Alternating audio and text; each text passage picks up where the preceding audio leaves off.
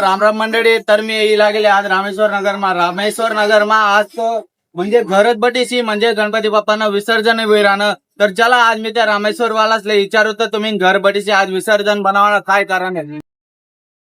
हे आपला मोहन पाहुणाच्या म्हणजे आम्ही पाहुणा म्हणतोस ते आपला पाहुणा त्याला विचारत आपू की घर विसर्जन करण्याचं काय कारण.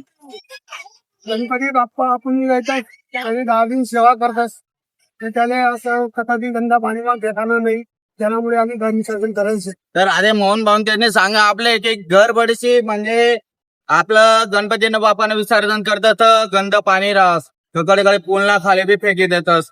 तर तसं कराने नाही लागेल. छोट्याशा मूर्त्या राहतात पीओपीने मूर्ती राहतात ते लवकर पिकलं नाही. तर म्हणा एक पुलावरचे ना आपण माटीने मूर्ती लया नाही पीओपी मूर्ती लया नाही पीओपी मूर्ती कशी राहते पिकलंच नाही लवकर. तर माटीने मूर्ती लयाने आपल्या ज्या पुलावरच्या लय बरोबर.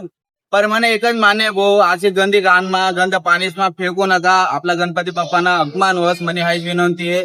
तर घर बटीशीन आपला असं विसर्जन करत ते चांगलं राहत म्हणे हाच विनंती आहे.